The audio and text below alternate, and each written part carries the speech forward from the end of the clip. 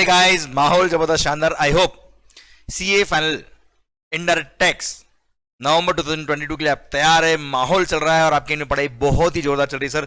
जिनकी भी एग्जाम्स नवंबर 2022 में है, अभी तो उनकी पढ़ाई फुल स्विंग में चल रही होगी। आई होप सर थोड़ा थोड़ा डर भी लग रहा होगा, थोड़ी थोड़ी नर्वसनेस लगती होगी बीच में, पर यस इन कठिनाइयों में एंड सर ये जो टफ एग्जाम है इसमें अगर आपने कॉन्फिडेंस के साथ पढ़ाई करी और पूरी अपनी मेहनत का डाली, मैं लिटरली कह रहा हूं सर, जो मेरा एक्सपीरियंस है, ये आपकी पढ़ाई का one of the best time चल रहा है और ये टाइम जिंदगी भर आपको याद रहने वाला है। इस तरह से पढ़ाई करो कि जब भी ये टाइम आपको याद आए, आपके चेहरे पे एक स्माइल आ जाए एंड सर आप अपने आप में खुश रहे, मतलब अपने आप को खुश महसूस करें जब भी इस टाइम को याद रखे। इसलिए पूरा माहौल बना दो, पूरी एनर्जी लगा दो। And sir CA final indirect tax revision test paper ICAI ने जो इशू किया है for November 2022, we are going to discuss the RTP in this lecture. Okay, तो शुरू करते हैं सर RTP सरकार।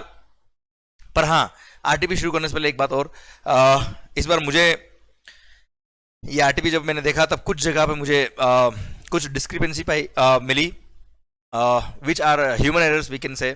कुछ इंटरप्रिटेशन के इश्यू हो सकते हैं सर, पर यस वो कुछ एरर्स है, हम आराम से बात करेंगे, डिस्कस करेंगे। पर सर आपका ultimate confidence is the most important thing.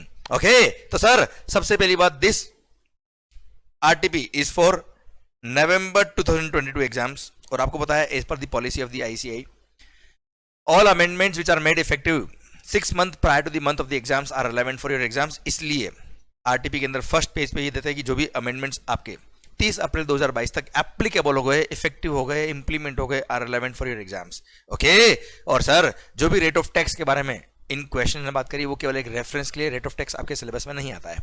Clear? इसलिए जो क्वेश्चन रेट ऑफ टैक्स दिया है वही आपको मानना है एग्जामिनेशन पर्पस के लिए। आइए सरकार हम शुरू करते हैं RTP। ये कुछ जनरल इंफॉर्मेशन देने की थी जो मैंने ब्रीफ में आपको समझाया। आइए फर्स्ट क्वेश्चन की तरफ बढ़ते हैं हम, जो केस स्टडी बेस्ड MCQ होता है। सर बड़ा अच्छा क्वेश्चन है। Trent limited, a supplier of water purifier, is a company registered with the jurisdictional GST authorities at its principal place of business in Mumbai, Maharashtra, Mahol. Trent Limited has approached ABC India LLP, a Mumbai-based event management company registered under GST, to undertake following activities in relation to organization of an event to be held on July 21st and 22nd in Udaipur, Rajasthan, city of Lake. ओहो हो, क्या बात है, माहौल के साथ, for its employees। Sir कुल मिला के ट्रेंट लिमिटेड मुंबई में रजिस्टर्ड है। इन्होंने एक इवेंट मैनेजमेंट कंपनी जिसका नाम है ABC India limited, ABC India LLP, इसको अपॉइंट किया है फॉर इवेंट मैनेजमेंट सर्विसेज। ये भी मुंबई महाराष्ट्र में रजिस्टर्ड है, पर जो इवेंट हो रहा है वो हो रहा है उदयपुर राजस्थान में। ओके, अब सर इवेंट को ऑर्गेनाइज करने के लिए इन्होंने जो ABC इंडिया से बात करी वो क्या बात करी है sir? First, arrangement of accommodation services in a hotel in Udaipur Rajasthan. Okay sir, hotel accommodation arrange करेंगे ये। फिर अरेंजमेंट ऑफ सोवेनियर्स, मोमेंटोज वगैरह, to be distributed to the employees who are attending the event. उनको मोमेंटोज सोवेनियर देने के लिए arrangement भी इन्हीं को करना है। ओके, अब Trent Limited has agreed to pay a fixed sum of ₹3 crore excluding GST, rate of GST, CGST 9%, SGST 9%, IGST is 18%. For the aforesaid services provided by ABC India LLP, okay, an amount of ₹50 lakh is to be paid to ABC India LLP as advance। देखो बेटा, services है, वो services के लिए advance पे GST की liability आती है। पढ़ते आगे हम देखते हैं। At the time of agreement itself on June 25th, तो जून में लाइबिलिटी आ जाएगी on ₹50 lakhs। The balance amount is payable on July 21st upon issuance of invoice by the ABC India LLP, and invoice was duly issued for the full amount in the month of July। तो remaining 2.5 crore plus GST का इन्होंने जो liability आएगा वो जुलाई में पाया, क्योंकि पूरे 3 लाख का बिल इन्होंने जुलाई में इशू कर दिया, पर उसमें से 2.5 लाख, उसमें से पूरे 3 लाख नहीं, सॉरी सर, 3 करोड़ हो भाई सर 3 करोड़ का बिल जो था वो जुलाई में इशू कर दिया, उसमें से 50 लाख एडवांस में आ गए थे जून में, तो 50 लाख पे लाइबिलिटी आएगी जून में एंड रिमेनिंग 2.5 पे लाइबिलिटी आएगी जुलाई में। पर अभी तो हमने क्वेश्चन केवल पढ़ रहे हैं सर, देखते हैं लाइबिलिटी के बारे में पूछा कि नहीं पूछा इसने।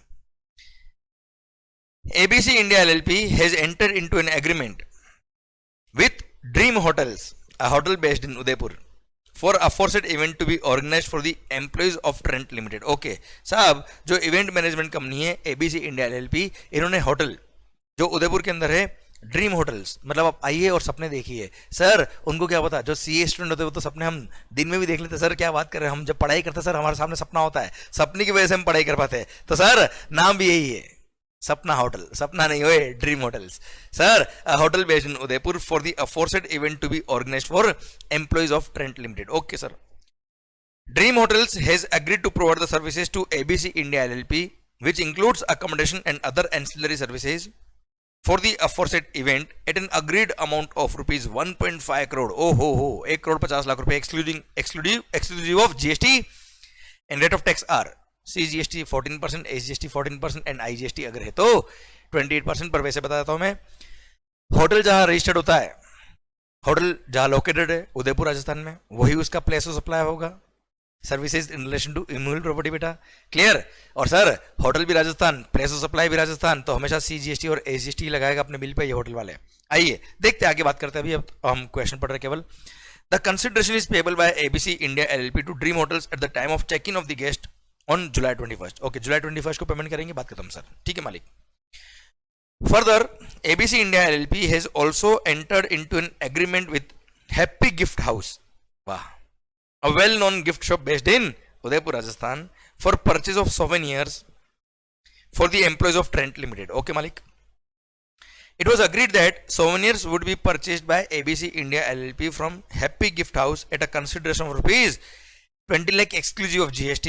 Rate of GST are CGST 9%, SGST 9% and IGST is 18%. ठीक है साहब।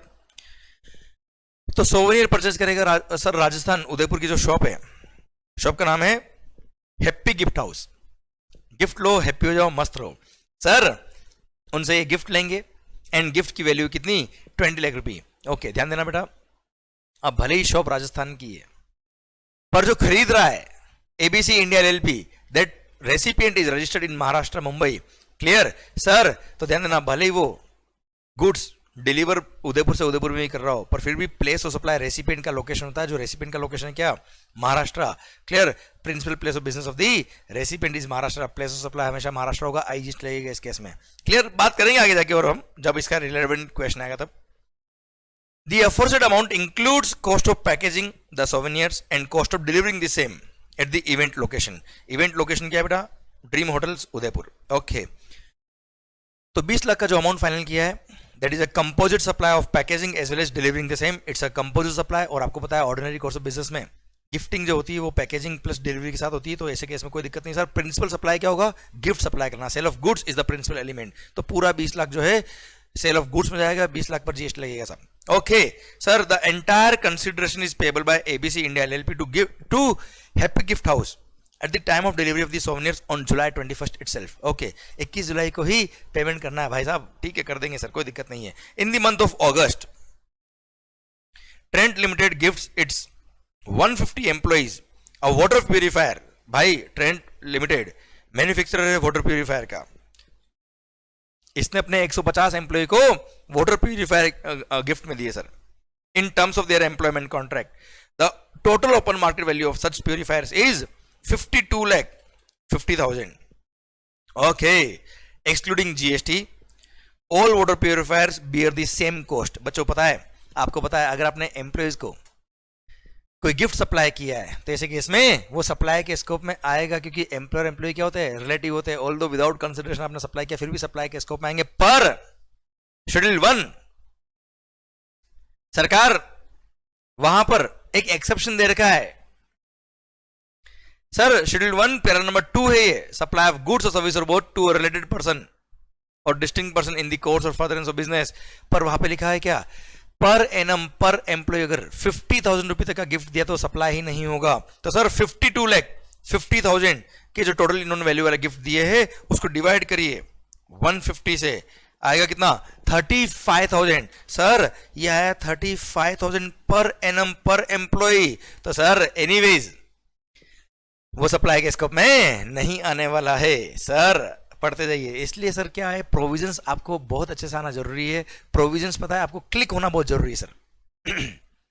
आप जैसे जैसे क्वेश्चन पढ़ रहे हो, प्रोविजंस क्लिक अगर हो रहे हैं तो जब आप क्वेश्चन आके सोल्व करेंगे केस स्टडी वाला, आपको टेंशन नहीं आएगी। सरकार Trent Limited and ABC India Limited LLP are not registered under GST in the state of Rajasthan. ये राजस्थान में रजिस्टर्ड नहीं है, महाराष्ट्र में रजिस्टर्ड है साहब ये।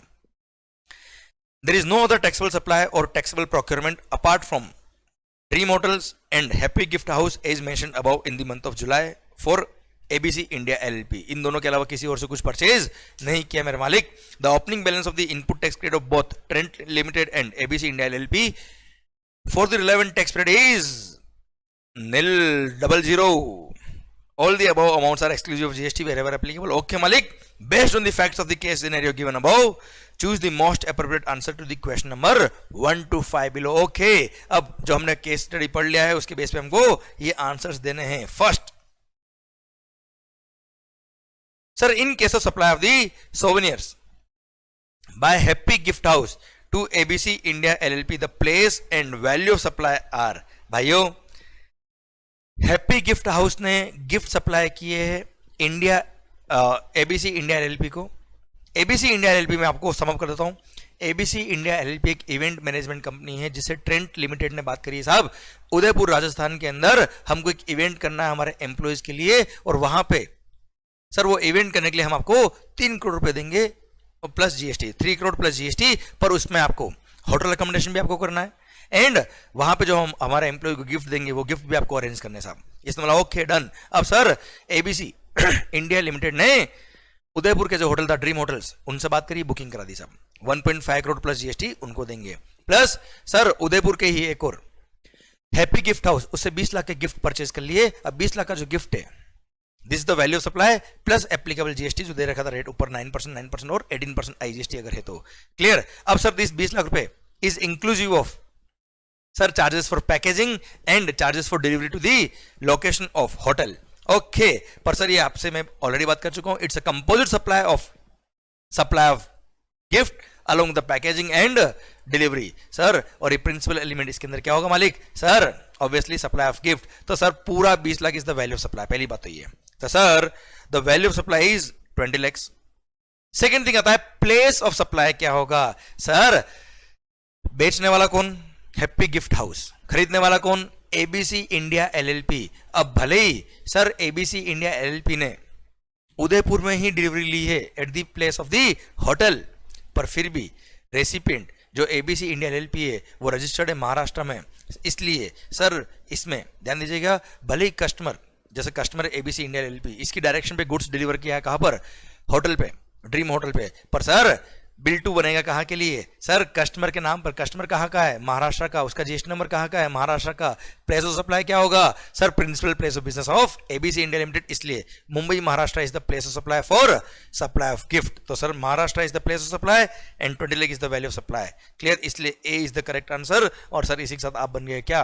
करोड़पति माहौल के साथ. आइए question number 2. The place of supply for hotel accommodation services provided by Dream Hotels to ABC India LLPs. भाई होटल अकोमोडेशन सर्विस के लिए तो हमेशा ही जहां होटल लोकेटेड होता है वही प्लेस ऑफ सप्लाई होता है. तो sir Rajasthan is the place of supply and nature of supply is, sir supplier भी राजस्थान का, प्लेस ऑफ सप्लाई भी Rajasthan. Sir intra state supply होगा, इसलिए राजस्थान और intra state supply liable to CGST and SGST. D is the correct answer माहौल के साथ. Sir आइए, the net GST payable in cash by ABC India LLP for the month of July in the state of Maharashtra would be. Sir कितना इसको GST liability आएगा? And आगे लिखा है क्या? ABC India LLP wishes to keep its CGST liability at a minimum. इसको अपना CGST का लायबिलिटी मिनिमम रखना है साहब. तो हमको कैलकुलेशन करना है कि अल्टीमेटली इसको टैक्स कितना पे करना है in cash. Sir for the month of July. सरकार सबसे पहली बात ये कि ये सर्विसेज है. 3 करोड़ का आउटपुट सप्लाई है सर इसका. 3 करोड़ का आउटपुट सप्लाई है. इसमें 50 लाख का आउटपुट सप्लाई का 50 लाख का एडवांस पेमेंट आ गया था जून महीने में. तो 50 लाख की लायबिलिटी जून में आएगी, क्योंकि sir in case of services advance अगर आया तो टाइम ऑफ सप्लाई जून महीने में आएगा, जून महीने में लायबिलिटी पे करनी. तो इस महीने में तो इसको जुलाई मंथ में जो लायबिलिटी आएगी भाई साहब, that will be only and only on rupees. Yes sir 2.5 crore. अब 2.5 करोड़ इवेंट मैनेजमेंट वाली सर्विस है, उस पर रेट ऑफ टैक्स क्या लगेगा? सबसे पहली बात मैं आपको बताता हूं बेटा, इवेंट भले ही हो रहा है उदयपुर राजस्थान में, पर आपको पता है sir, place of supply IGST act section number 12, वहां क्लियरली लिखा हुआ है सेक्शन नंबर 12 सबसेक्शन 7 में कि इवेंट मैनेजमेंट सर्विसेज में, in case of services in relation to organising the event, अगर रेसिपिएंट जीएसटी में रजिस्टर्ड है तो रेसिपिएंट का location is the place of supply, बात खत्म। If recipient is registered in GST तो रेसिपिएंट का लोकेशन ही प्लेस ऑफ सप्लाई होता है। अब सप्लायर कहां का है? जो इवेंट मैनेजमेंट कंपनी है वो है महाराष्ट्र की, और सर रेसिपिएंट ट्रेंट लिमिटेड वो भी कहां रजिस्टर्ड है? महाराष्ट्र में रजिस्टर्ड है। अब भले ही इवेंट हो रहा है कहां, उदयपुर राजस्थान में, उसे कोई मतलब नहीं है। इवेंट कहां हो रहा है उसे कोई मतलब नहीं है। Place of supply will be the place where recipient is registered, मतलब रेसिपिएंट का लोकेशन क्या है साहब? मुंबई महाराष्ट्र, इसलिए सप्लायर भी महाराष्ट्र, प्लेस ऑफ सप्लाई भी महाराष्ट्र। सर ये इंट्रा स्टेट सप्लाई कहलाएगा और सीजीएसटी और एसजीएसटी की लायबिलिटी आएगी, भले इवेंट का हो रहा है उदयपुर में हो रहा है उसे कोई कंसर्न नहीं है। तो सर देखिए क्वेश्चन में आपको दे रखा rate of tax, rate of tax दे रखा 9% सीजीएसटी, 9% एसजीएसटी, और अगर इंटरेस्टेड होता तो 18% आईजीएसटी। पर सर हमारा तो सी और एस का लायबिलिटी आएगा तो 9% सीजीएसटी और 9% एसजीएसटी की लायबिलिटी आएगी सर। तो सरकार सबसे पहली बात, हम जब लायबिलिटी कैलकुलेट कर रहे हैं तो सर सीजीएसटी की लायबिलिटी और एसजीएसटी की लायबिलिटी,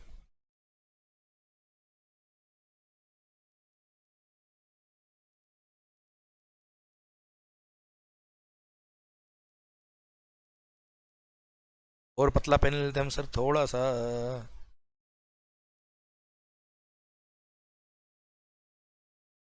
अभी ठीक है सर। अब सी का लायबिलिटी कितना आएगा सर? इंटू 9% कर लीजिए सर आप। हाँ जी, 2.5 करोड़ इंटू 9%, सर कितना आएगा? 22,52,000।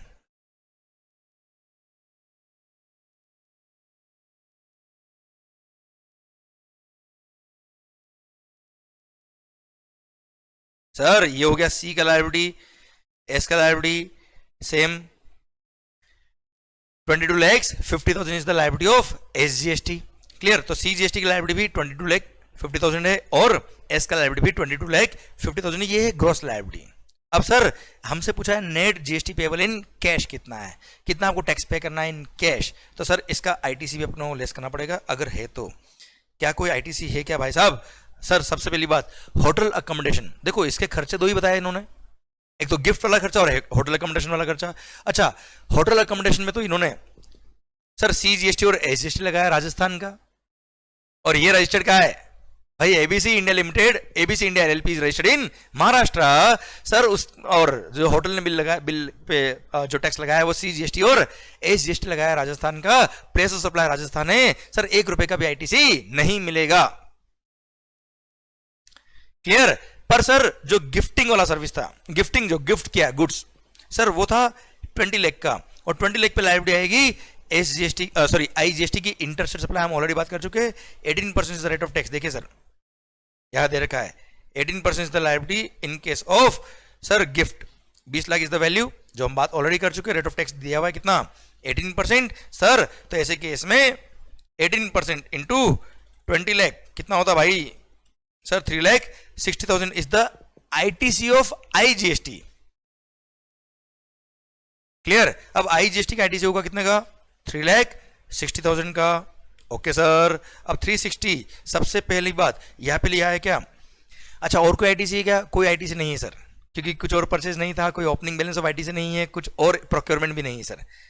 एबीसी इंडिया एलएलपी यहां पे लिखा है wishes to keep its CGST liability at a minimum. तो सीजीएसटी लायबिलिटी इसको मिनिमम रखना है सर। तो ये जो आईजीएसटी का आईटीसी है वो पूरा यूज कर लो कहां पर? सीजीएसटी के लिए। अब पूरा यूज करेंगे अगर सीजीएसटी के लिए तो सर 3,60,000 आईटीसी यहां काम आ गया, तो बच कितना गया भाई? सर ये लो, ये लो sir, 18,90,000 is the liability of CGST and same यहां पर लायबिलिटी सेम रहेगी 22,50,000, और आईजीएसटी का लायबिलिटी कुछ है ही नहीं तो उसका लायबिलिटी 0 रहेगा। तो sir 1890 is the liability of CGST, 2250 is the liability of SGST, nil liability of IGST, इसी के साथ A is the correct answer और आप बन गए क्या, करोड़पति सर। क्लियर सरकार, आई होप आपको बात समझ में आ रही है बच्चों। क्लियर, अच्छा यार ध्यान रखना 2.5 करोड़ क्यों किया बेटा, क्योंकि 50 लाख आपको एडवांस में रिसीव हो गया था जून महीने में, उसकी लाइब्रेरी जून मंथ में आएगी। यहाँ पूछा है जुलाई महीने का लाइब्रेरी कितना है। ये छोटी छोटी बातें आपको ध्यान रखनी है एग्जाम्स के अंदर, जहां पे गलती होने के चांस होते हैं।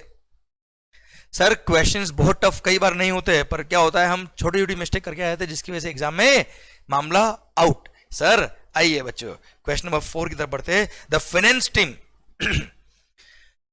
बहुत अच्छा पॉइंट है sir, this is very very good point. Sir सुनना बात को ध्यान से,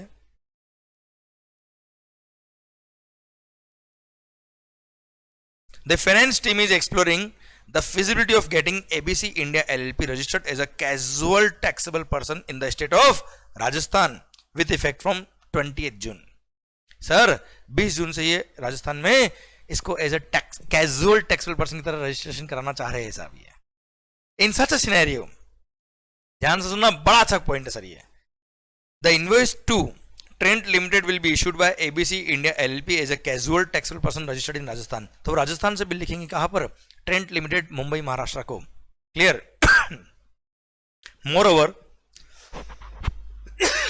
sorry moreover the invoice by Dream Hotels and Happy Gift House will be issued to ABC India LLP at its GST registration number as a casual taxable person in Rajasthan. ओ हो भाई, अब जो होटल वाले हैं भैया हमारे ड्रीम होटल्स जो सपने दिखाते लोगों को सर, और गिफ्ट वाले हैप्पी गिफ्ट हाउस जो लोगों को खुश करते थे सर, ये लोग बिल लिखेंगे किसको, कैजुअल टैक्सेबल पर्सन जो राजस्थान में है। और आपको पता है सर राजस्थान में अगर बिल लिखा है तो CGST और SGST लगाएंगे ये बिल पे।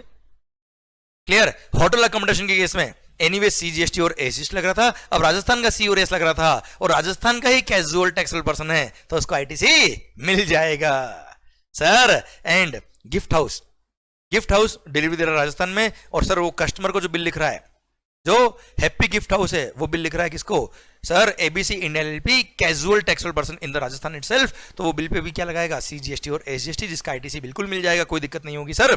अब ऐसे केस में सर यहां पे क्वेश्चन ने क्या पूछा है, the estimated tax liability of ABC India LLP in the month of June to be paid in advance at the time of submission of application for registration in the state of Rajasthan would be. Sir आपको पता है casual taxable person को registration कराते वक्त estimated tax liability advance में पे करना पड़ता है। क्लियर, अच्छा दो बातें मैं आपको समझा देता हूं। पहली बात तो ये, कैजुअल टैक्सेबल पर्सन को अगर ITC एलिजिबल है तो ITC ले सकता है। नॉन रेसिडेंट टैक्सेबल पर्सन अगर होता NRTP, उसको कोई ITC नहीं मिलता है except on goods imported by him. Clear, otherwise sir NRTP को कोई ITC नहीं मिलता है, पर कैजुअल टैक्सेबल पर्सन का कोई रेस्ट्रिक्शन इस तरह का नहीं है, वो पूरा ITC ले, वो देश का ही आदमी भाई, कोई दिक्कत नहीं है सर। सेकंड थिंग, जब एस्टिमेटेड टैक्स लायबिलिटी को पे करना होता है, सर्कुलर हमने पढ़ा हुआ है भाई साहब कि एस्टिमेटेड टैक्स लायबिलिटी जो पे करनी होती है वो ग्रॉस लायबिलिटी नहीं, एस्टिमेटेड नेट टैक्स लायबिलिटी ही पे करना है after considering the input tax credit available.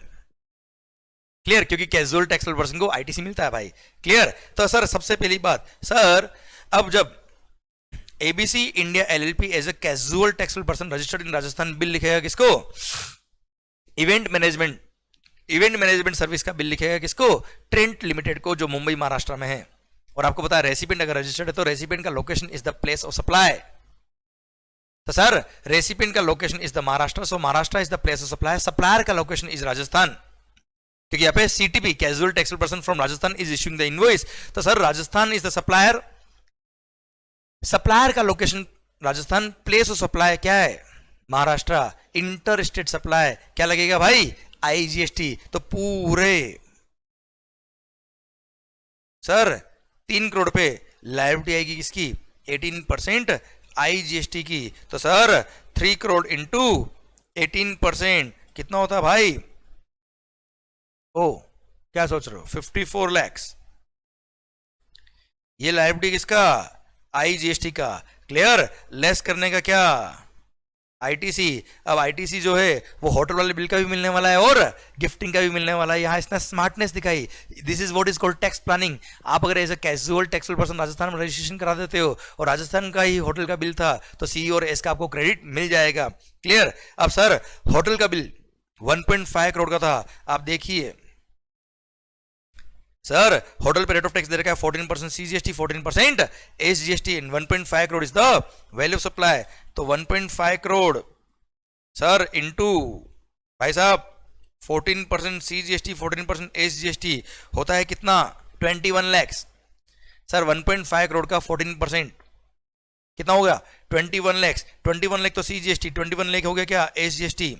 तो सर आप डायरेक्ट कर लीजिए ना, इंटू 2 कर लीजिए, तो एक तरह से 42 लाख का आईटीसी हो गया होटल पे, सी प्लस एस मिलाकर।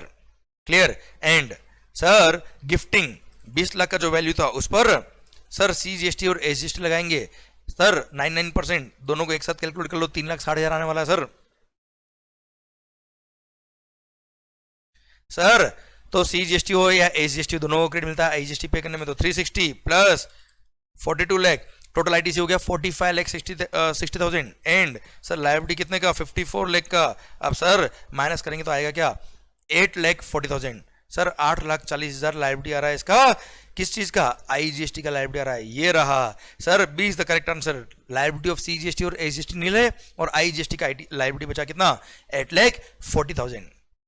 देखिए सर इस क्वेश्चन का देने का आरटीपी का आईसीआई का मकसद ये है कि बच्चे समझे कैजुअल टैक्सेबल पर्सन कितना इंपॉर्टेंट हो सकता है इस तरह की टैक्स प्लानिंग को लेकर।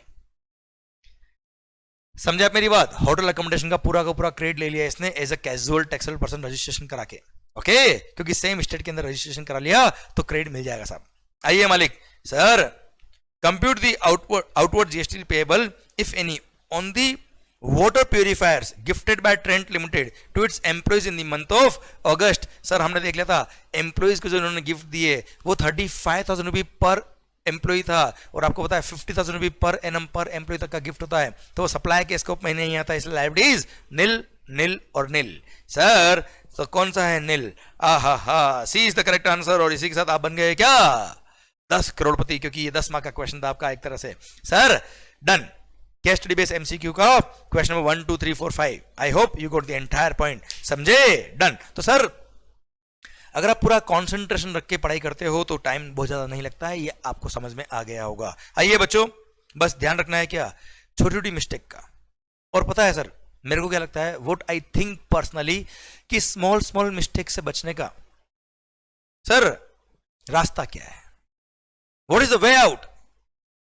सर ऐसा हम क्या करें जिससे हमारी स्मॉल मिस्टेक नहीं हो एग्जाम में। सर उसके लिए सर सारे पॉइंट एक साथ यहां पर होना बहुत जरूरी है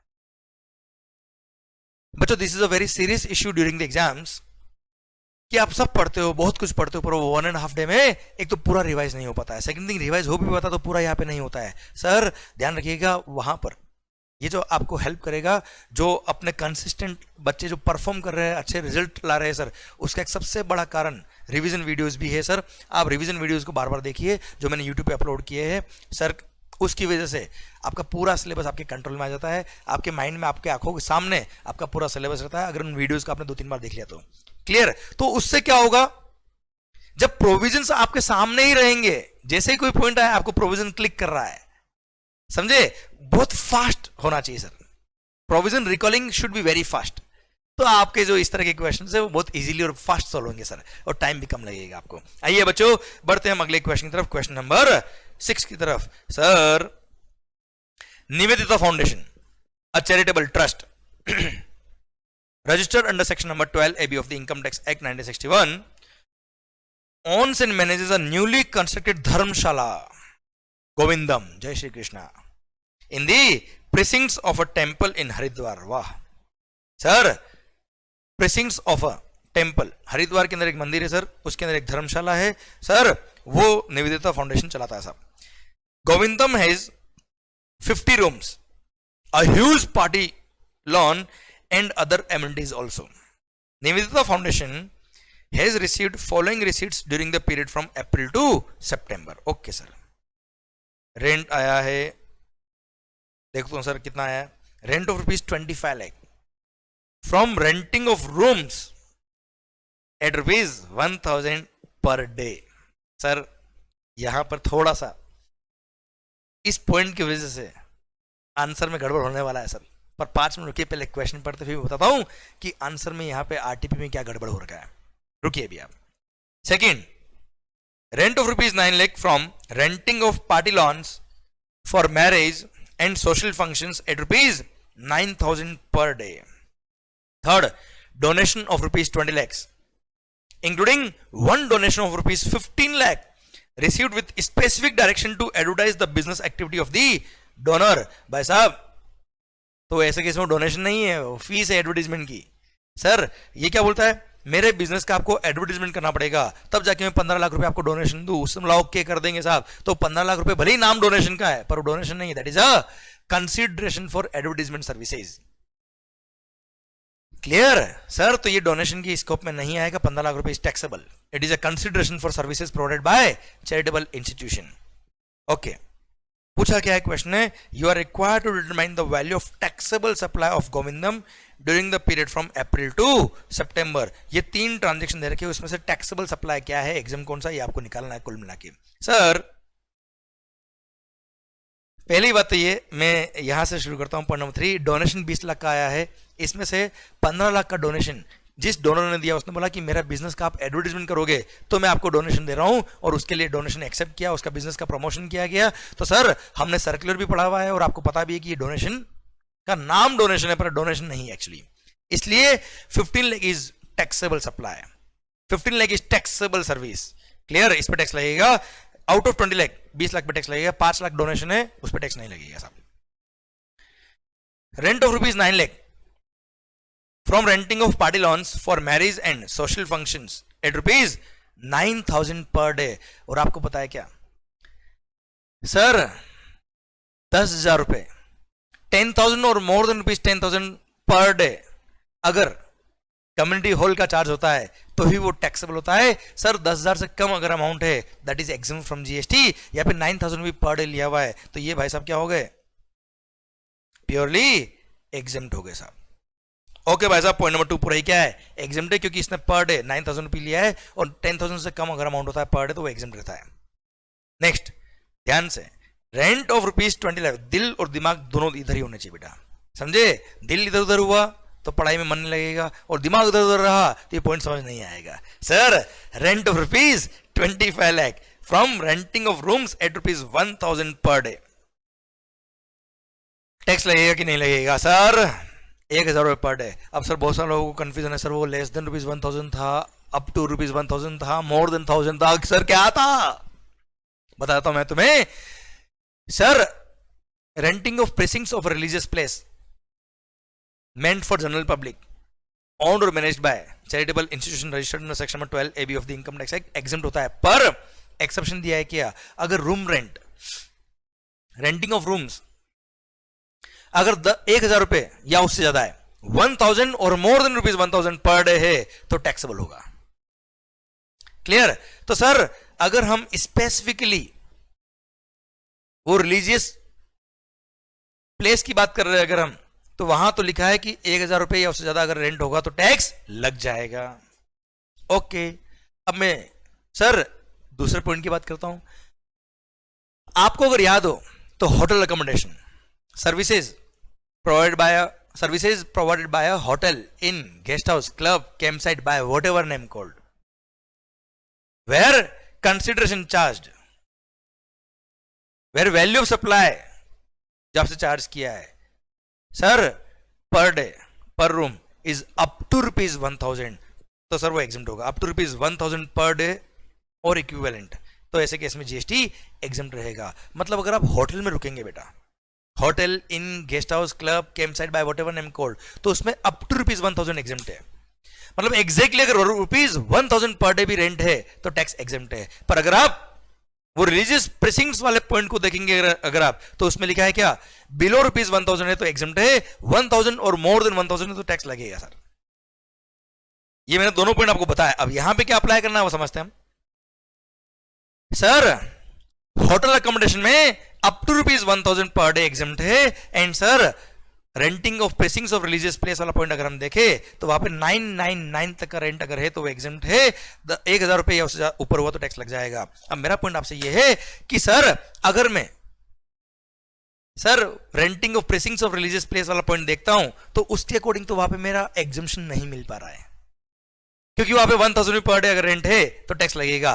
पर अगर मैं होटल अकोमोडेशन वाला पॉइंट देखता हूं, services by hotel inn guest house club camp site by what ever name code, by what ever name code, इस पे सर्विस टैक्स के टाइम पे जजमेंट भी आया हुआ है। मैंने लेक्चर में बताया भी आपको, तिरुपति तिरुमला देवस्थानम नाम से जजमेंट आया हुआ है, जिसमें कहा गया है क्या, धर्मशालाओं को भी इस पॉइंट के अंदर कवर किया जाएगा।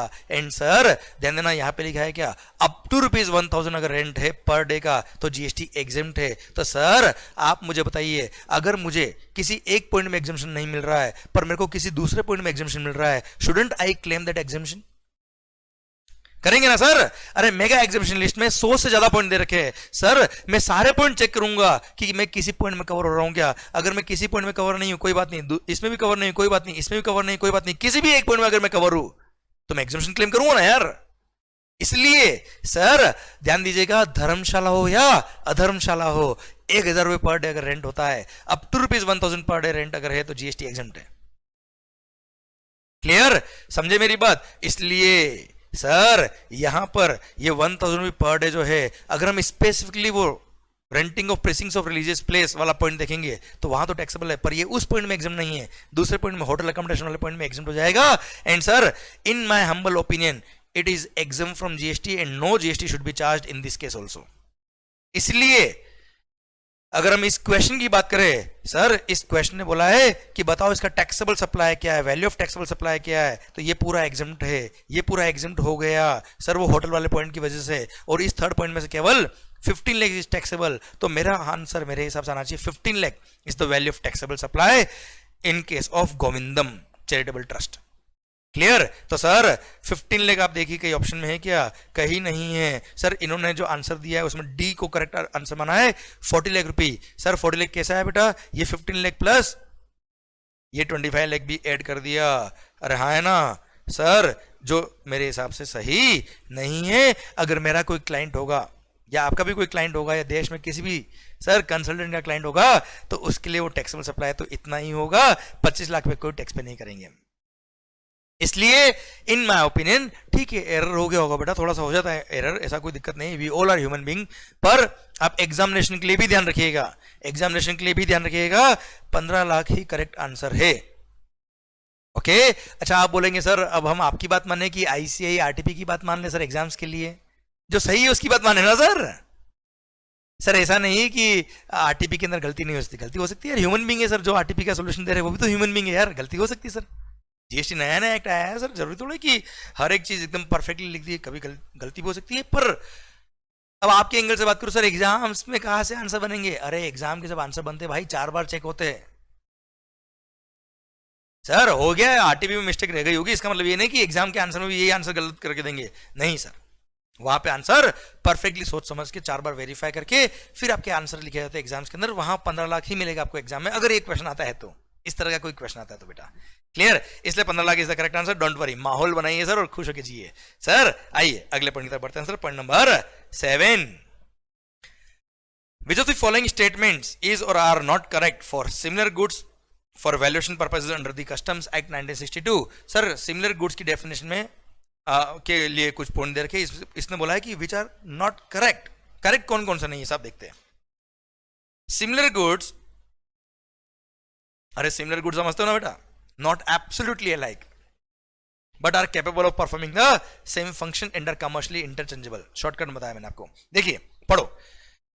Similar goods although not alike in all respect, okay, have like characteristics and like component materials which enable them to perform the same function and to be commercially interchangeable with the goods being valued having regard to the quality, reputation and the existence of the trademark। ठीक है sir, ये तो बिल्कुल सही है sir, अपने को देखना करेक्ट कौन सा नहीं है, ये तो करेक्ट है sir. Similar goods must necessarily be produced in the country in which goods being valued are produced। तो सर सिमिलर गुड्स के लिए बोला हुआ है whether manufactured by the same manufacturer or some other manufacturer but should be manufactured in the same country of origin। क्योंकि sir जब हम किसी गुड्स को इंपोर्ट करें उसका वैल्यू अगर सही नहीं है तो अगर सेम कंट्री के अंदर सिमिलर गुड्स अगर कोई बना रहा है तो उसके प्राइसेस कॉम्पिटिटिव होते हैं, प्राइसेस कंपेरेबल होते हैं, तो हम सर वो प्राइस ले सकते हैं, इसलिए country of origin must be the same. तो ये पॉइंट भी सही है साहब।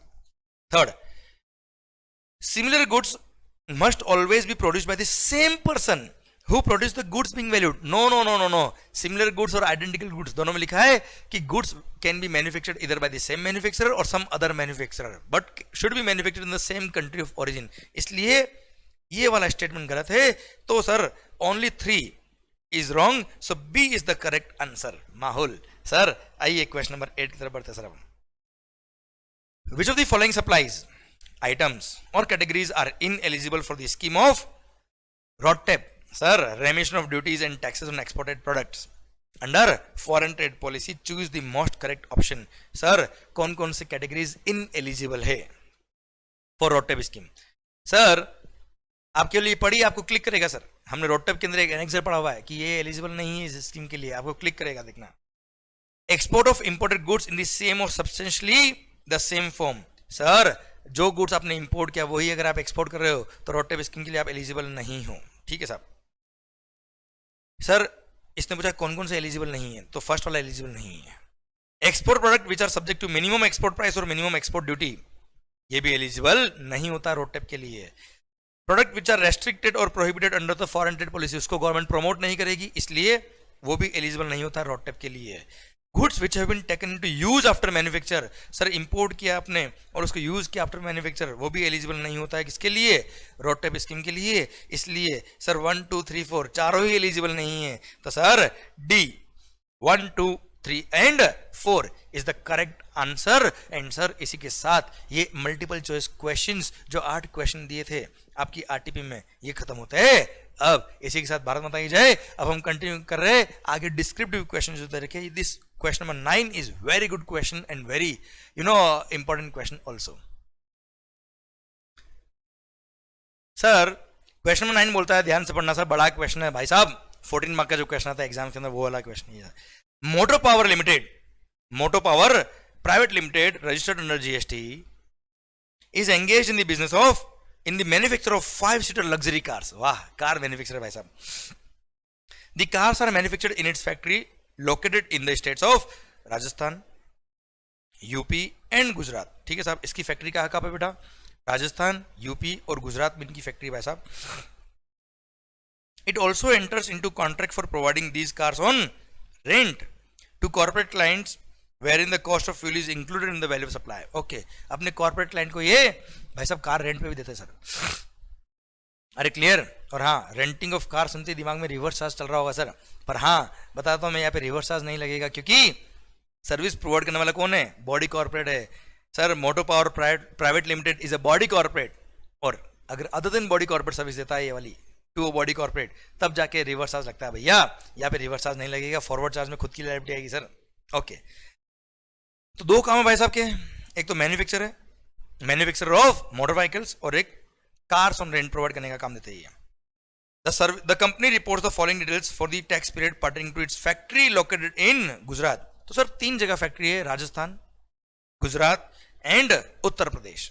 उसमें से गुजरात वाली फैक्ट्री का इन्होंने इंफॉर्मेशन दिया है और उसके रिगार्डिंग हमें बात करनी है कि क्या टैक्स लायबिलिटी आएगी और क्या क्या ये पूछता है, देखते हैं आगे सर। सर ये इन्होंने अपना इंफॉर्मेशन दे रखा है कि इतना पेमेंट किया, इतना रिसीट हुआ। ये कौन से पीरियड के लिए sir? For a tax period. ठीक है, किसी भी एक पर्टिकुलर मंथ के लिए इन्होंने ये डिटेल्स दे रखी है सर।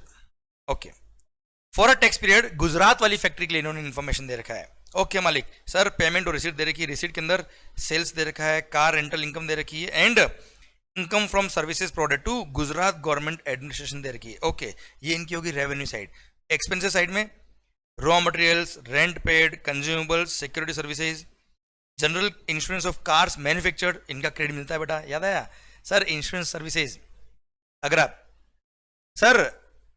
अगर आपको कार का क्रेडिट मिलता है तो इंश्योरेंस सर्विस का भी क्रेडिट मिलेगा, या अगर आप कार के मैन्युफैक्चरर हो या इंश्योरेंस कंपनी हो तो इंश्योर्ड कार का या जो आपने कार मैन्युफैक्चर करी है उसके रिगार्डिंग इंश्योरेंस अगर आपने लिया तो क्रेडिट मिलता है sir.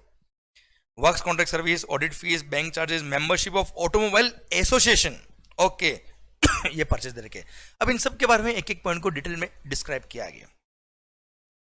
All the above amounts are exclusive of all kind of taxes wherever applicable. However, the applicable taxes have also been paid by the company. Okay, applicable taxes भी पे किए हुए कंपनी ने, कोई दिक्कत नहीं सर उसमें। Further, the following additional details are furnished by the company in respect of the payment and receipts reported by it. Okay, sir ये सारी इन्फॉर्मेशन दे रखी इन्होंने सारे पॉइंट में, पर अपने एक बार क्वेश्चन के एंड में जाकर देख लेते हैं अपने वो जिंदगी में आखिर करना क्या है, तो अपना दिमाग उस डायरेक्शन में चले। पता पड़ा 2 पेज का क्वेश्चन पढ़ लिया, फिर पता पड़ा कि अपने वो करना क्या है। सर पहले देख लो अपने को करना क्या है, तो माइंड आपका चलता रहेगा डायरेक्शन में। Compute the total ITC available with motor power private limited for the given tax period and net GST payable, CGST, SGST और IGST एज द केस में भी, from electronic cash ledger by motor power private limited for the given tax period. Okay, तो कुल मिला के अपने को ITC कितना अवेलेबल है वो देखना है, कितना लायबिलिटी वो देखना है, और कितना आईटीसी आपको यूज करना और रिमेनिंग कितना पे करना है। क्लियर, ये आपको देखना है। नोट दे रखा है सर, नोट दे रखा है क्या, CGST, SGST and IGST rates on all inward and outward supplies are 9, 9 and 18% respectively, except on renting of cars wherein CGST, SGST and IGST rates are 2.5%, 2.5% और interstate अगर है तो 5% respectively. It is important to note that credit of input tax charged on goods and services used in supplying the services of transport of passenger by any motor vehicle designed to carry passengers where cost of fuel is included. Cost of fuel include किया था sir in the consideration charged from service recipient is not available. Input tax credit is not available except the credit of the input service in the same line of business. मतलब renting और motor vehicle service provide करने के लिए renting और motor vehicle service अगर मैंने ली है तो उसका आईटीसी मिलेगा, बाकी किसी भी इनपुट सर्विस का मेरे को कोई आईटीसी नहीं मिलेगा, क्योंकि वहां rate of tax already government ने कम किया हुआ साहब, 2.5% CGST, 2.5% SGST और अगर इंटरस्टेट तो कुल मिला के 5% is the tax. Okay,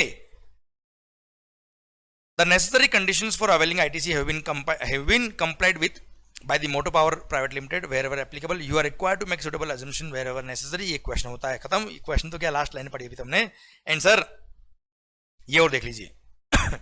The opening balance of ITC with the company for the tax period is CGST, SGST, IGST respectively is the opening balance of ITC. Okay भगवान, तो sir अपने को अब ये इंफॉर्मेशन दे रखी है। अब पता है यहाँ पर देखिए ये नोट्स और दे रखे, 10 नोट और दे रखे बेटा, यहां तक दे रखे ना सर। ये सब नोट में पता है क्या लिखा है, ये जो यहाँ पे इन्फॉर्मेशन दे रखी इन सब का ब्रेकअप दिया है भाई, इनके बारे में कुछ ना कुछ एडिशनल पॉइंट किए का है। पर हम एक काम करते हैं, एक एक पॉइंट लेते हैं और हम हमारा कैलकुलेट करते रहते हैं कि आईटीसी मिलेगा कि नहीं मिलेगा, मिलेगा तो कितना मिलेगा सर। क्लियर, तो वो हम हमारा टेबल एक तैयार कर लेते हैं सो दैट हमारा वर्किंग चालू रहे और क्वेश्चन पढ़ने के बाद हमारे पास काफी हद तक सॉल्यूशन हमारे हाथ में रहे बेटा। ओके, तो सर हम टेबल शुरू करते हैं सर। आओ सर एंड में आ जाते हैं, टेबल बना लेते हैं सर एक मस्त वाली।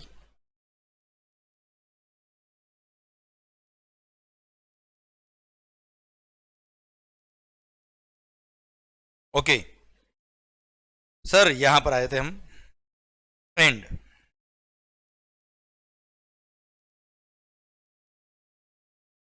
हम अभी यहां पे देख रहे हैं computation of ITC available.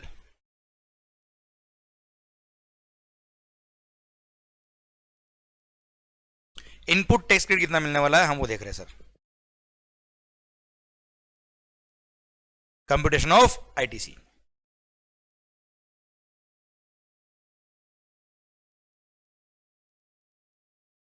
Okay sir.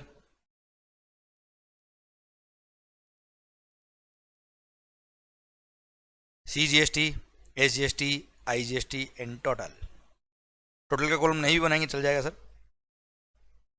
यहां पे लिख दीजिए वैल्यू ऑफ सप्लाई, जिसको मल्टीप्लाई करके हम, जिससे रेट ऑफ टैक्स मल्टीप्लाई करके हम आईटीसी का अमाउंट निकालेंगे सर। एंड यहां लिख दीजिए पर्टिकुलर्स।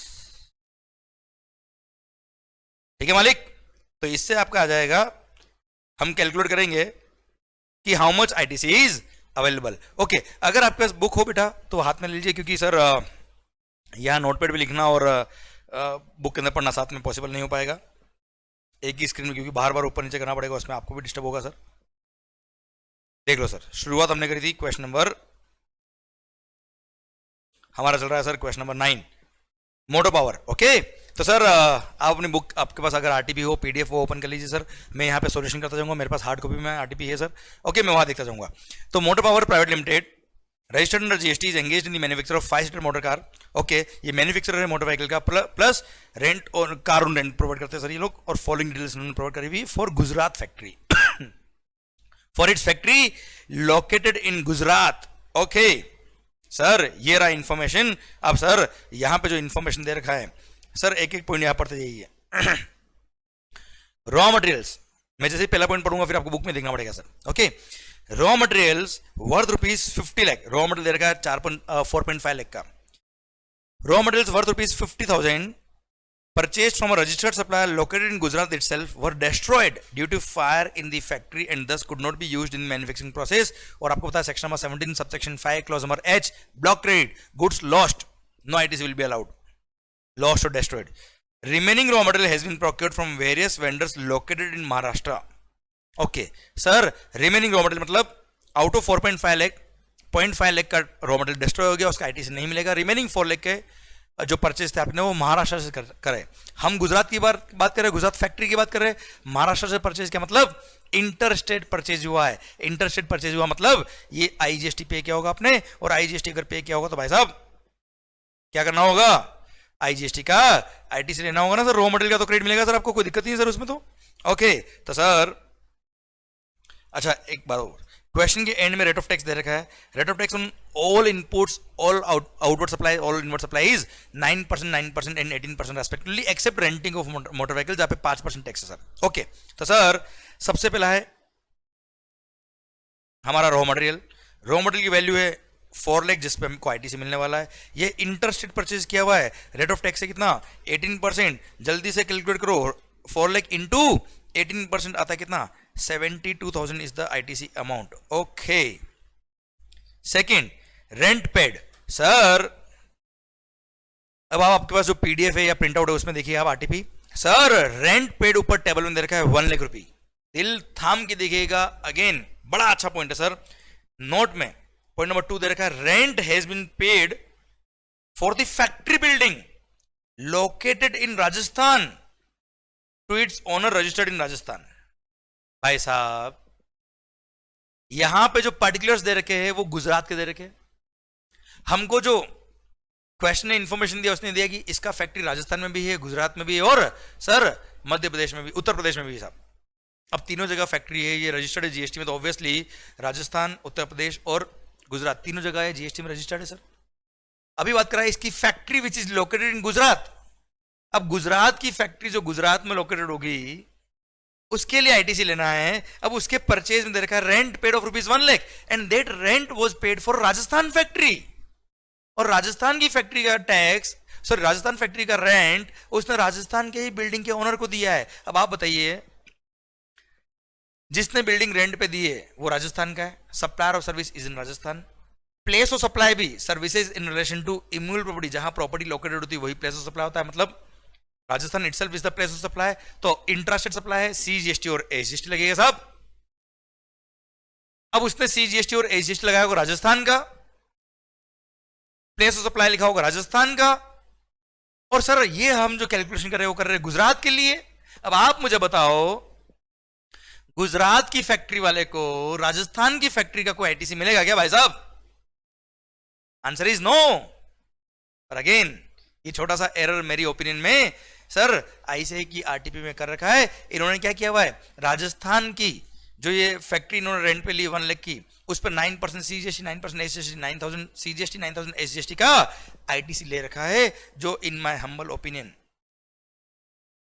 रेंट 1 लाख सर कोई ITC नहीं मिलना चाहिए, कोई ITC नहीं मिलना चाहिए। रीजन बीइंग हम गुजरात में हैं, गुजरात वाले को राजस्थान का ITC पहली बात तो मिलेगा ही नहीं। दूसरी बात राजस्थान फैक्ट्री का क्रेडिट राजस्थान फैक्ट्री वाला लेगा ना भाई, गुजरात वाला क्यों लेगा सर? क्योंकि अगर आप GST में रजिस्टर्ड हो तो आपको पता है मेरा राजस्थान में भी रजिस्ट्रेशन है, गुजरात में भी रजिस्ट्रेशन है। राजस्थान का क्रेडिट राजस्थान को मिलेगा, गुजरात को मैं ट्रांसफर नहीं कर सकता। ऐसा थोड़ा रेंट अगर गुजरात वाला पे करा तो क्रेडिट भी गुजरात वाला लेगा, नॉट पॉसिबल सर। और सेकंड थिंग, ये तो सर्विसेज का प्लेस ऑफ सप्लाई ही राजस्थान है, उसने बिल पे CGST और SGST राजस्थान का लगाया है। How they can claim the credit in Gujarat? इसलिए सर ICAI के RTP ने एक छोटा सा गलती यहाँ पे भी कर दिया है कि उन्होंने यहाँ पे भी 9,000 CGST 9,000 SGST का ITC ले लिया, जो मेरे हिसाब से नहीं होना चाहिए। उसका जस्टिफिकेशन मैंने आपको दे दिया, ठीक है एरर हो गया है सर, ओके कोई दिक्कत नहीं है, परेशान होने की जरूरत बिल्कुल भी नहीं है। आपको शायद लॉजिक भी समझ में आ गया पूरा। आइए बच्चों सर नेक्स्ट जो टेबल में पॉइंट दे रखा वो दे रखा कंज्यूमेबल्स का। कंज्यूमेबल से 1.5 लाख के। अब इस पॉइंट के बारे में यहां पे डिस्कशन नहीं दे रखा, नीचे किसी एक नोट में पॉइंट दे रखा, तब बात करेंगे, इसको पेंडिंग रखते हैं सर अब हम। Next point sir, security services. Security services है 70,000 की। ओके मालिक, पढ़ो एक बार नोट क्या दे रखा है। Point number 3, payment for security services, services provided by way of supply of security personal for the tax period has been made to Safe and Secure Solutions Private Limited, a company located in Gujarat and not registered under GST. Sir जैसे ही आपने security service देखा होगा, दिमाग में reverse charge चल रहा होगा कि हमने सिक्योरिटी सर्विस ली है sir, we are registered in GST, तो सर रिवर्स चार्ज लगेगा। पर अगर ना आपको बताता हूं मैं, सिक्योरिटी सर्विस में रिवर्स चार्ज तभी लगता है if service supplier is other than body corporate. Service supplier खुद अगर एक कंपनी है तो सर वो खुद समझदार आदमी है साहब, वो प्रॉपर्ली अकाउंट्स मेंटेन कर लेगा, सब सर रिकॉर्ड्स प्रॉपर रख लेगा, वो टैक्स पे कर देगा, इसलिए वहां रिवर्स चार्ज नहीं लगाया।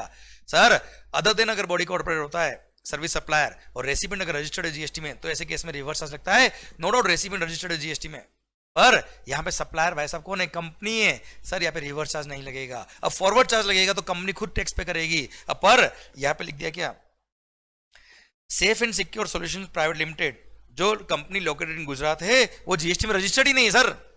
अब जीएसटी में रजिस्टर्ड नहीं है तो टैक्स पे किया ही नहीं होगा, टैक्स पे किया ही नहीं होगा तो क्रेडिट मिलेगा भी नहीं सर, समझे, कोई क्रेडिट नहीं मिलेगा। सेकंड थिंग, रिवर्स चार्ज भी नहीं लगेगा क्योंकि सर्विस प्रोवाइड करने वाला एक कंपनी है सर।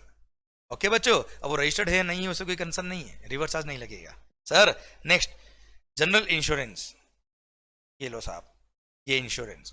पॉइंट नंबर 4 बोलता है क्या, general insurance services have been availed from divided insurance company limited registered in Gujarat itself sir. और आपको पता है general insurance of cars manufactured, car manufacture ने अगर इंश्योरेंस सर्विसेज लिए तो उसको क्रेडिट मिलेगा in respect of cars manufactured by them.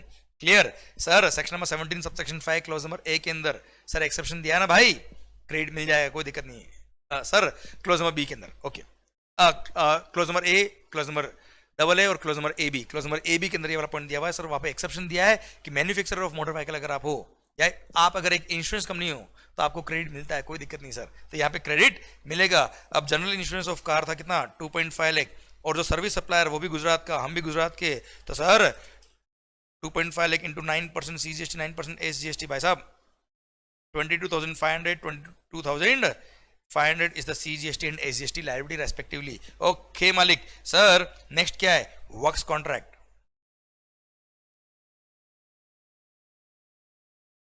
Works contract service, अच्छा अमाउंट कितना था सर 1.6 लाख।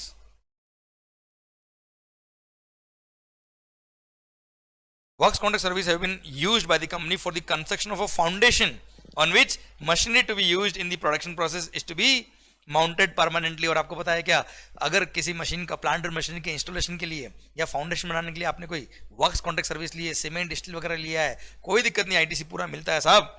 एंड यहाँ पे लिखा है क्या, works contract service have been used by the company for construction of a foundation on which machinery to be used in production process is to be mounted permanently. Okay, अब sir 1.6 lakh का services था। अब सुनना बच्चों ध्यान से, again services in relation to immovable property बेटा, ये तो जहां सर्विसेज प्रोवाइड करी वही प्लेस ऑफ सप्लाई है, प्लेस ऑफ सप्लाई हो गया गुजरात। अब सर्विस सप्लायर कहाँ का है ये नहीं दे रखा, तो हम ये अज्यूम कर लेते हैं इसके अंदर कि सर्विस सप्लायर भी गुजरात का होगा, प्लेस ऑफ सप्लाई भी गुजरात है, CGST और SGST लगाएगा। अब इसके अंदर आप चाहे तो देखिए, सिंस क्वेश्चन ने इन्फॉर्मेशन अगर नहीं दिया है कि सर्विस सप्लायर गुजरात का है कि महाराष्ट्र का है कि कहाँ का है, तो हम तो ये मान लेते सर गुजरात का ही होगा, CGST और SGST लगे। अब इस केस में दोनों आंसर सही होंगे, C और S दोनों, IGST लगाना चाहे तो वो भी लगा सकते हो सर आप।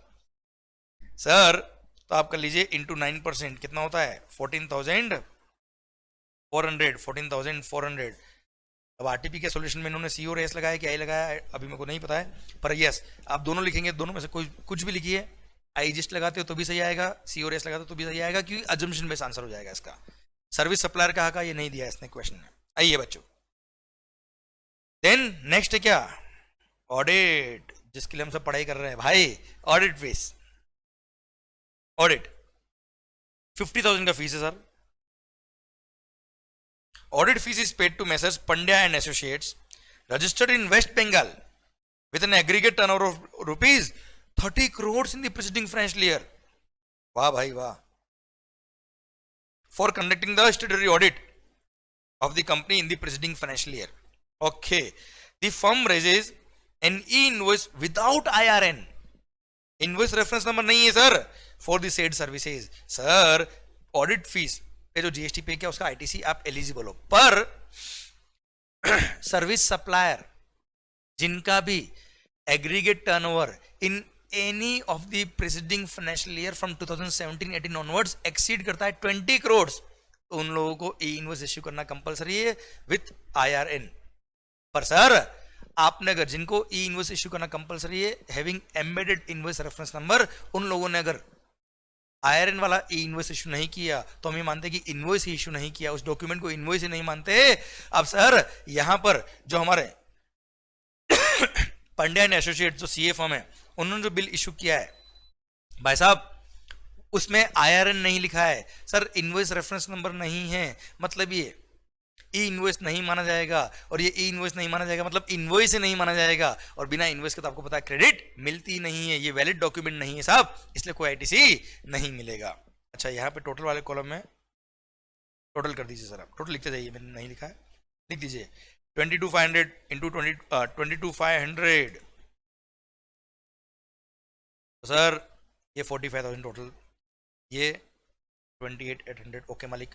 चलिए सर ऑडिट फीस का कोई क्रेडिट नहीं मिलेगा रिगार्डिंग रीजन बिंग सर इन्होंने क्या किया है, बदमाशी करी है सर, ई इनवॉइस नहीं लिखा है सर, मतलब IRN नंबर नहीं है उसमें, इसलिए उसको इनवॉइस नहीं मानेंगे. Next, bank charges are towards various services. Bank charges are towards various services availed by the company during a month with regard to its current account maintained with money bank registered in Gujarat. Okay, bank का है बेटा गुजरात में, हम भी का है गुजरात में. The bank issued a consolidated tax invoice for all such services at the end of the month containing the details of tax charged, description of services, total value, GSTN of the bank and motor power private limited. Okay sir आपको पता है banking company financial institution including NBFC को बोल रखा है कि ये चाहे तो मंथली एक सिंगल कंसोलिडेटेड बिल इशू कर सकते हैं जिसमें अगर ये सारी इन्फॉर्मेशन है तो आपको ITC मिल जाएगा, इसलिए वैलिड डॉक्यूमेंट है, कोई दिक्कत नहीं, इनको ITC मिलेगा. एंड सर बैंक चार्जेस थे कितने के, 10,000 रुपये के सर. और सर बैंक भी गुजरात का, मतलब ब्रांच भी गुजरात की और ये भी गुजरात के साहब, तो बिल में लगाया हुआ CGST और SGST, तो सर 10,000 का 9% 900 सर, 900 CGST 900 SGST टोटल हो गया 1800, ये ITC मिलेगा भाई साहब, कोई टेंशन नहीं है sir.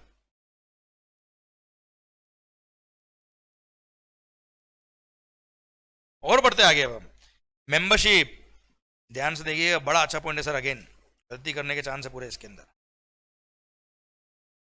Membership of automobile association, उसके लिए कोई बात कही क्या आगे देखते हम, नहीं उसके बारे में कोई बात नहीं कही है. मतलब ये है सर, अब आपको पता है मेंबरशिप नाम सुनते ही ध्यान आ रहा होगा section number 17 subsection 5 block credit, membership of a club health and fitness centre, इसका ITC नहीं मिलता है. वापस से सुनिएगा, किसका ITC नहीं मिलता है sir, section number 17 subsection 5 clause number B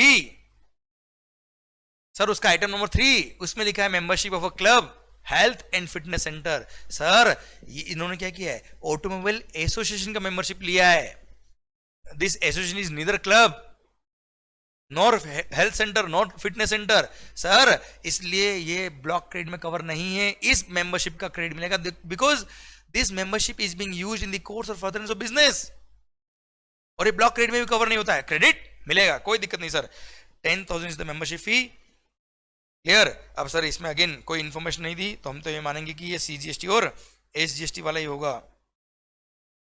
कुछ इंफॉर्मेशन दी क्या, ऑटोमोबाइल एसोसिएशन कहाँ का है साहब, सर्विस सप्लायर कहाँ का है, नहीं है, तो आप अजम्पशन ले सकते हो ये CGST और SGST वाला है कि IGST, कुछ भी ले सकते हो सर, कोई दिक्कत नहीं सर. तो हम तो चलिए यही लिख देते हैं CGST और SGST, मान लेते हैं कि एसोसिएशन कहाँ का है, गुजरात का ही है सर. ओके अब देखिए इस तरह की RTP में इस तरह के कुछ छोटे छोटे ब्लंडर दे रखे सर. ओके पर हाँ at the same time last में लिखा है you can make your suitable assumptions, तो हमने अजम्पशन ले लिया सर, कोई दिक्कत नहीं है. ओके और कुछ, अब पॉइंट नंबर 8 में क्या दे रखा है, ब्रेकअप दे रखा है. ब्रेकअप किसका, दिल का नहीं भाई, the breakup of the sales is as under. Sir अब सेल्स का फिगर देखिए बेटा, हमने अब तक देखा जितने भी पेमेंट के ब्रेकअप थे वो हमने देख लिए, सारे पॉइंट देख लिए। अब सेल्स का ब्रेकअप की तरफ आ गए। अब हम सर अभी एक काम करते हैं, यहाँ पे एक और कॉलम बना लेते हैं हम, लायबिलिटी वाला।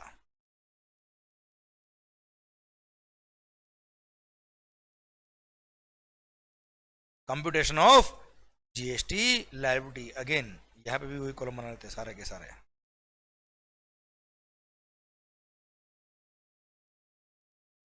ये लो साहब, यहाँ पे लिख देते हैं वैल्यू सी एस आई और टोटल, यहाँ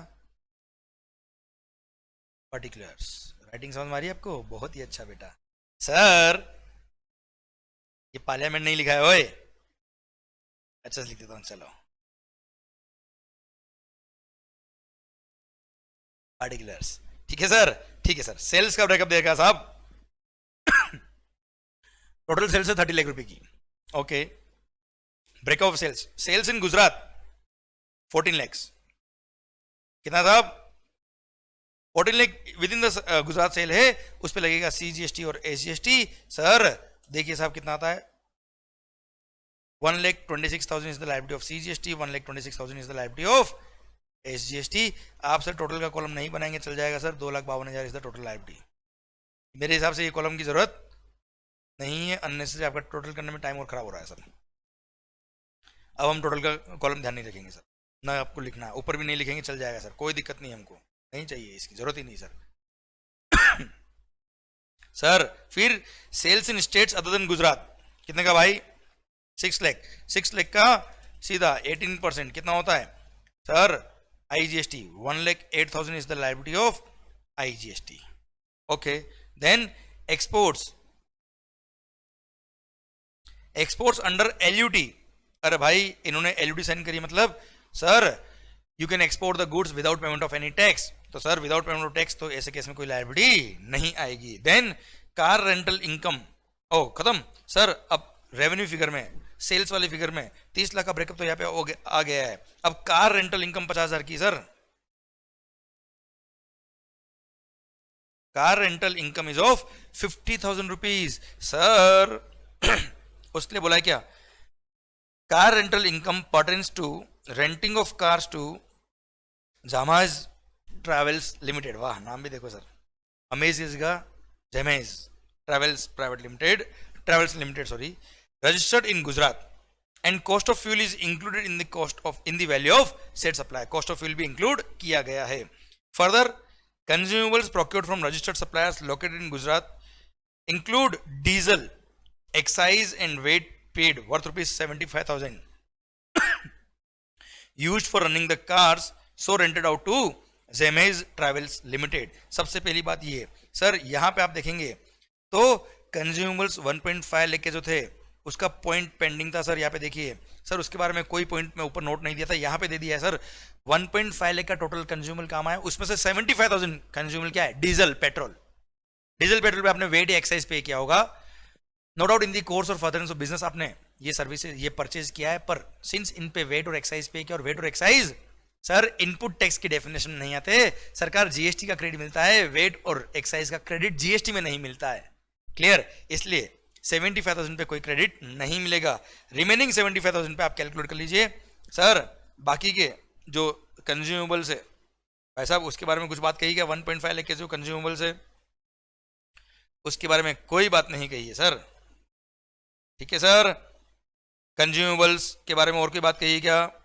okay, further consumables procured from registered suppliers located in Gujarat. Okay, मतलब ये बोल दिया है कि सारा ही कंज्यूमेबल 1.5 लाख का जो था वो गुजरात से ही परचेज किया था, मतलब इंटरस्टेड परचेज था, पर उसमें से 75,000 क्या था? डीजल पेट्रोल था साहब।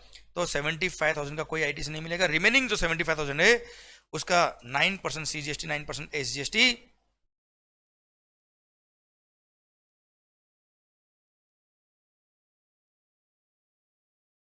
Six seven five zero ITC मिलेगा, या लिख देता हूं 75,000 का ही मिल रहा है।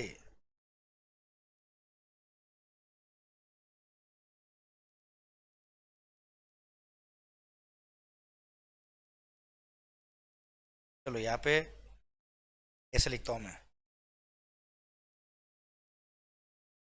ठीक है, तो आपको ध्यान रखिए, तो केवल आपकी आपके समझ के लिए मैंने यहाँ पे लिखा है बस।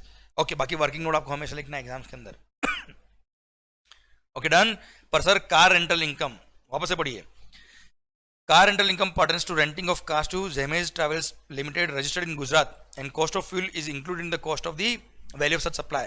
ओके, तो सर कार रेंटल इनकम इनकी दे रखी कितनी, 50,000 रुपये की। ओके, लायबिलिटी साइड की हम बात करें तो सर कार रेंटल इनकम के लिए यहाँ पर क्वेश्चन के एंड में भी इंफॉर्मेशन दे रखी कि 2.5% CGST, 2.5% SGST लगेगा sir, and 50,000 into 2.5% comes to 1250 CGST, 1250 SGST is the liability. पर ध्यान रखिएगा इस 1250 को पे करने के लिए कोई ITC आपको नहीं मिलेगा, एक्सेप्ट अगर आपने same category of invert supply अगर आपने लिया तो। पर कार रेंटल सर्विस प्रोवाइड करने के लिए कार रेंटल की कोई इनवर्ट सप्लाई आपने ली नहीं, पूरे क्वेश्चन का कोई इन्फॉर्मेशन नहीं दी है।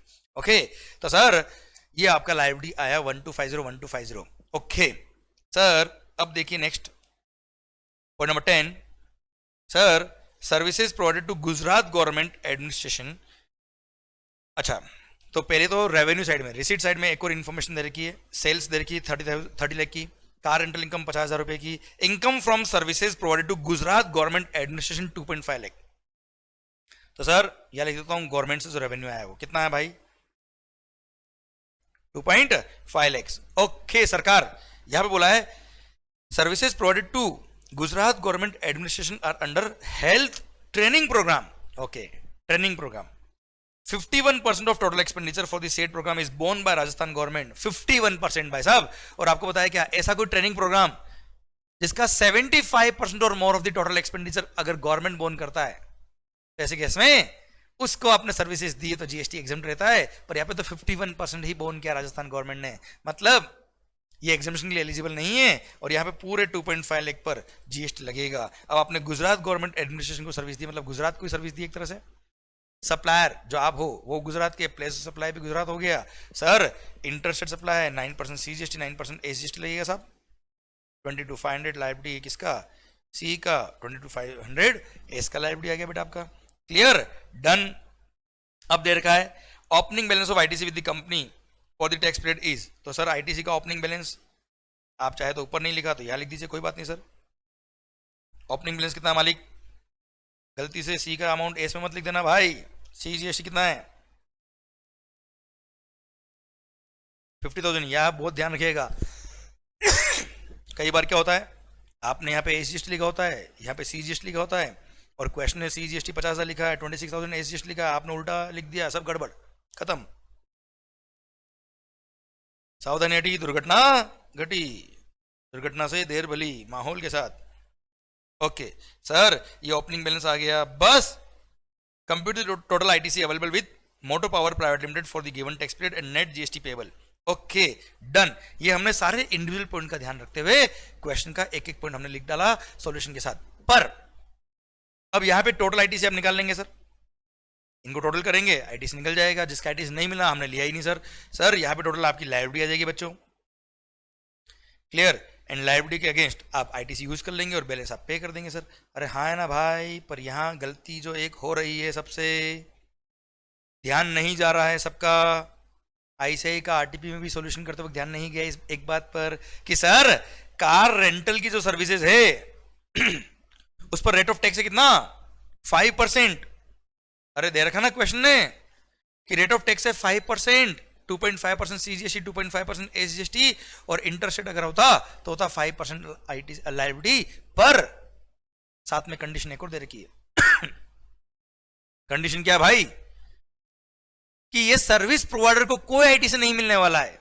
No input tax credit will be allowed to service provider except same category of invert supply अगर उसने लिया है तो सर ध्यान दीजिएगा बेटा, जब भी टैरिफ के अंदर, अब ध्यान देना बेटा, ICAI ने भी ये गलती करी हुई है, जब भी ICAI ने मतलब भाई RTP के अंदर गलती हुई, ICAI तो हमारा भाई मदरबोर्ड ही है सर, ऐसा नहीं। ओके सरकार, मेरा पॉइंट आपसे ये है कि जब भी आपने कोई ऐसा सप्लाई दिया है जिस पर रेट ऑफ टैक्स गवर्नमेंट ने कम कर दिया और कंडीशन लगा दी कि आपको कोई ITC नहीं मिलेगा, तो for the purpose of input tax credit उस सप्लाई को एग्जाम सप्लाई माना जाता है साहब। वैसे टैरिफ आपके सिलेबस में नहीं आता है, टैरिफ आपके सिलेबस में नहीं आता है, टैरिफ का नोटिफिकेशन नंबर, सर नोटिफिकेशन जो है टैरिफ के वो आपके सिलेबस में नहीं आते। वहां पे क्लियरली लिखा हुआ है कि अगर कोई गुड्स या सर्विस जिसके सेल करने पर रेट ऑफ टैक्स गवर्नमेंट ने कम करी हुई है, जैसे 5% कर दी साहब, पर कंडीशन लगा दिया क्या कि no ITC will be available in respect of such outward supplies और गुड्स और सर्विसेज, तो ऐसे केस में उस आउटवर्ड सप्लाई के टर्नओवर को एग्जाम सप्लाई माना जाता है for the purpose of ITC. तो सर पॉइंट यह रहा है कि यहां पर कार रेंटल का जो आपका टर्नओवर है 50,000 रुपए, इसको एक तरह से एग्जेम्प्ट टर्नओवर माना चाहिए सर।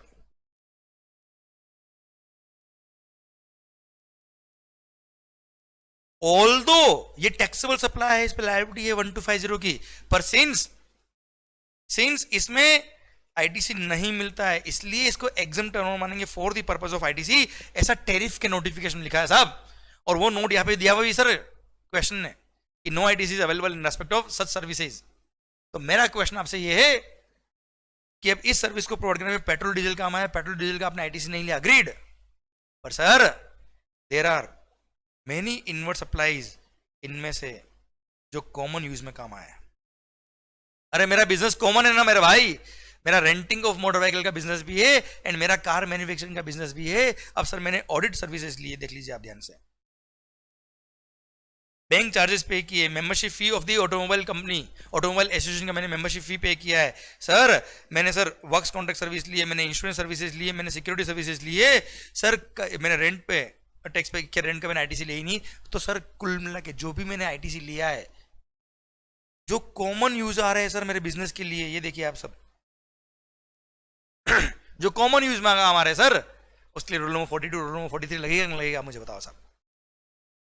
एंड मेरी ओपिनियन में सर प्रोपोर्शनेट आईटीसी रिवर्स करना पड़ेगा। देखो यहाँ पे कैपिटल गुड्स के बारे में तो कुछ बोला नहीं है, पर इनपुट और इनपुट सर्विसेज यहाँ पे बहुत सारे दे रखे, इसमें से आपको देखना पड़ेगा कि कौन कौन सा इनपुट स्पेसिफिकली मैन्युफैक्चरिंग में काम आया, उसका तो पूरा क्रेडिट लो, कोई दिक्कत नहीं है।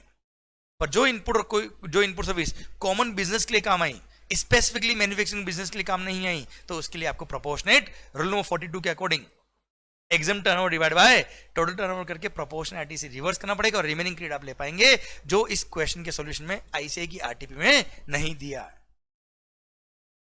तो ये मुझे लगता है एक और एरर जो आईसीआई की आरटीपी में दे रखा है वो ये है। क्लियर? फिलहाल के लिए दो एरर इस क्वेश्चन के अंदर हमको मिले। एक तो राजस्थान की फैक्ट्री का रेंट गुजरात वाले ने पे कर दिया, तो गुजरात के अंदर राजस्थान के टैक्स का क्रेडिट ले लिया यहाँ पे, जो गलत है सर, हमने यहाँ पे काट रखा है। और सेकंड, प्रोपोर्शनल आईटीसी रिवर्स होना चाहिए ये 50,000 के टर्नओवर के रेशियो में।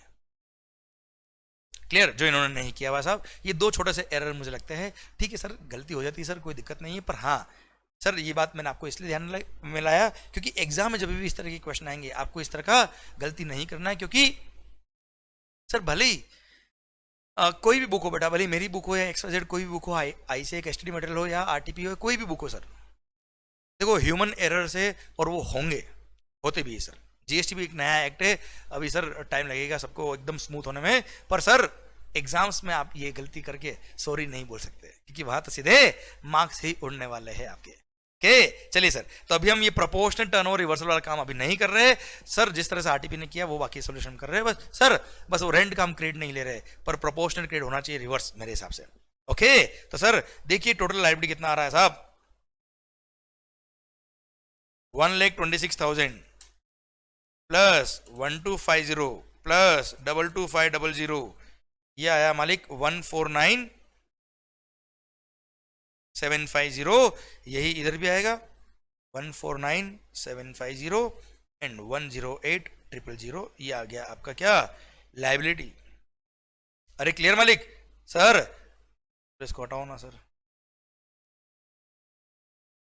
टोटल वाला कॉलम चाहिए नहीं हमको, तो रखना भी नहीं सर।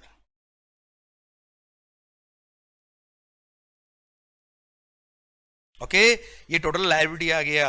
अब आईटीसी कितना अवेलेबल है वो देख लेते हैं हम सर। चलिए सर आईटीसी का टोटल करिए सर।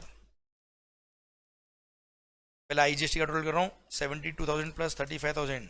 अरे आप भी थोड़ा सा हाथ हिलाइए सर अपना सर, और आप भी फटाफट कैलकुलेशन करिए। 1,07,000 आईजीएसटी का आईटीसी, देन सर सीजीएसटी का आईटीसी देखिए 9,000 नहीं लेना भाई, नहीं लेना है 6,750 plus 22,500 plus 14400 plus 900 plus 900 plus opening balance 50,000 95450। गलती से यहाँ पे भी फटाफट जल्दबाजी में 9595450 मत लिख देना, क्योंकि ओपनिंग बैलेंस में डिफरेंस है सर। बाकी सब तो देखो फिर भी सेम है, ये सेम ऑब्वियसली सेम ही होगा ना। सी और एस की लाइबिलिटी हमारे बराबर होती है सर। तो इसमें से आप चाहे तो -24,000 कर दीजिए सर, जो डिफरेंस अमाउंट है ओपनिंग बैलेंस का। तो 71,450 आईटीसी है एसजीएसटी का सर। ये आपका आईटीसी का अमाउंट आ गया है, हम इसको यहाँ पे लिख देते सर। आईटीसी आईजीएसटी का है कितना 1,07,000। सीजीएसटी का है 95,450, इधर 71,450 ये आपका आईटीसी है। अच्छा, अब आपने और मैंने manner of utilisation of ITC पढ़ा हुआ सर। सबसे पहले आईजीएसटी का आईटीसी कंज्यूम करना है, और आईजीएसटी का आईटीसी सबसे पहले आईजीएसटी की लायबिलिटी को पे करने में काम आएगा। आईजीएसटी की लायबिलिटी कितनी भाई 1,08,000, आईटीसी है कितना 1,07,000, तो रिमेनिंग 1 लाख का लायबिलिटी बच गया। अब सर आईजीएसटी का एक्स्ट्रा आईटीसी बचा ही नहीं, तो सी और एस में यूज करने की बात आती ही नहीं है। अब सर सीजीएसटी का लायबिलिटी है 149,750 माइनस खुद का आईटीसी। सीजीएसटी का आईटीसी पहले सीजीएसटी में काम आएगा।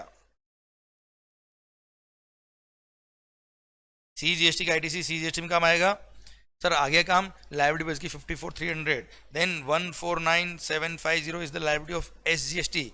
आईटीसी कितना 71,450, तो 78,300 is the net liability payable in cash in respect of SGST. Clear? इसी के साथ ये भारत माता की जय होती है अब, और सर इसी के साथ ये क्वेश्चन पूरा खत्म होता है अब। क्लियर? तो sir ultimate net GST payable in cash जो है आपका 54,300, 78,300 and 1,000 in case of IGST. Clear? ये आपका liability net payable in cash आया है भाई साहब। अब आप अगर देखेंगे सर आरटीपी का सॉल्यूशन, तो आरटीपी के सॉल्यूशन में थोड़ा सा फर्क आएगा। थोड़ा सा फर्क किसका आएगा सर पता है? ये 9,000 का आएगा भाई। क्लियर? आप देख लीजिए 54,300 सर, उसमें से 9,000 अगर लेस करेंगे तो 45,300 ये ऐसे का आंसर आया है। इसमें से अगर 9,000 लेस करेंगे तो 69,300 और ये 1,000 का 1,000 रहेगा। This is the final answer by the ICI RTP. Sir इसमें गैप कहाँ रहा है? वो 9,000 का जो रेंट का टैक्स था जिसका आईटीसी नहीं मिलना चाहिए राजस्थान। भाई राजस्थान में टैक्स पे किया सीजीएसटी और एसजीएसटी, गुजरात में कैसे क्रेडिट ले रहे हो आप सर? क्लियर? वो राजस्थान में मिलेगा क्रेडिट आपको। ओके, तो ये क्रेडिट नहीं मिलेगा। सेकंड थिंग, मैंने यहां पर एक और प्रोपोर्शनल आईटीसी रिवर्सल नहीं किया जो होना चाहिए।